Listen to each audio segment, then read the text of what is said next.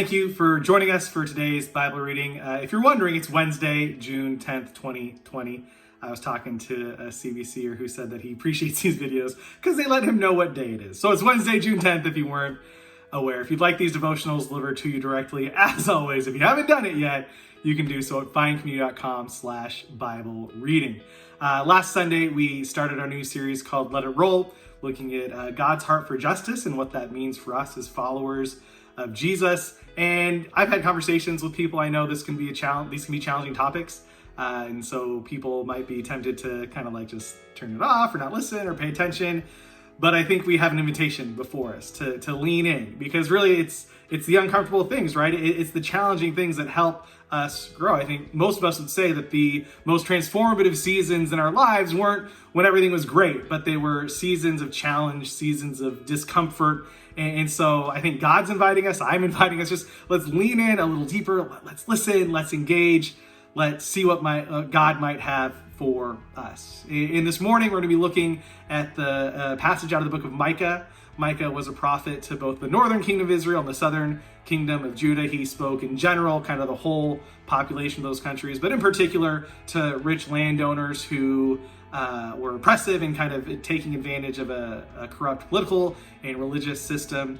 And so the book of Micah kind of goes back and forth between prophecies of doom and prophecies of hope, prophecies of calamity, and prophecies that, God might restore things. And so we come to this passage we'll look at, Micah 6, where he really sort of lays out what it means to follow God, to be the kind of people that God wants us to be. So let's look at Micah chapter 6, beginning in verse 8. With what shall I come before the Lord and bow down before the exalted God? Shall I come before him with burnt offerings, with calves a year old? Will the Lord be pleased with thousands of rams, with 10,000 rivers of oil? Shall I offer my firstborn for my transgression, the fruit of my body for the sin of my soul? He has shown you, O mortal, what is good. And what does the Lord require of you? To act justly, to love mercy, and to walk humbly with your God. And so Micah starts by going through all these kind of external things that God's people would have thought that what God wanted to do, to offer sacrifices of cows, sacrifices of olive oil, like all these sacrifices, sacrificing old children. God didn't command that, but they're like, these are the things, like what should we do in order to please God?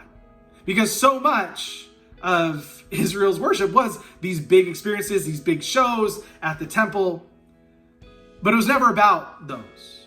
It was never about the big show, it was never about the big sacrifices, and that's what Micah says. He says it's not about those things, it's about your heart, it's about the transformation inside of you that then goes to the world around you.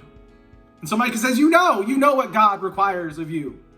It's to act justly, to love mercy, and to walk humbly with your God. And to act justly means to do nothing to oppress anyone else. It means to do justice to all people, to people above you, people at the same level as you, to subordinates, to employees, to children, to spouses, to people authority, people without a voice. We're called to treat people fairly and to do nothing to oppress them.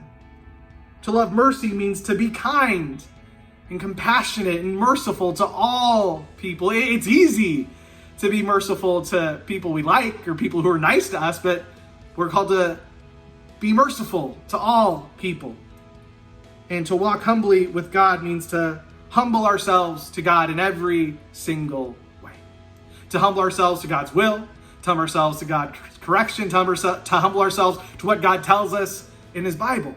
To say, God, your way is the way that I'm going to go. It's humbling ourselves to God means I'm going to expand your kingdom in this world and not try to be my own little monarch. So act justly, love mercy, walk humbly with God. That is what is asked of us. And that's it. More than all of Israel's religious services, more than all their experiences, God wants them to act justly, to love mercy, to walk humbly with God. And it's the same thing for us. That's what God wants from us, to act justly, love mercy, and walk humbly with God. And it's not just about us. It's not about the transformation inside our lives. It's that because we're transformed, because we're living in that way, what does that mean for the world around us? And if we want an example of this, we need look no further than Jesus, who acted justly, loved mercy, and walked humbly with the Father. He acted justly. He elevated those. He worked against oppressive religious systems. He was merciful. Oh, mercy, God, or merciful. Jesus was merciful. He was merciful to everyone. He showed compassion to everyone. He continues to do that for us. And Jesus indeed walked humbly with the Father, even before the cross, submitting his will to the Father in the Garden of Gethsemane, saying, not my will, but your will be done. So hundreds of years before Jesus, Micah wrote this to the northern kingdom, southern kingdom, saying, act justly, love mercy, walk humbly with God. It was really a preview of who Jesus is. And so the same words pass to us. Act justly, love mercy, walk humbly with God. Because when we do that, we are living like Jesus. And as followers of Jesus, that is what we are called to do. So I hope that even today you find ways to act justly, to love mercy, to walk humbly with your God.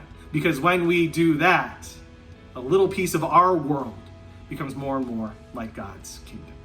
Thank you guys so much for joining us. Looking forward to more of these devotionals throughout the week, and really looking forward to gathering together on Sunday morning for our worship service, 9:15 and 11, live.findcommunity.com. Thank you so much.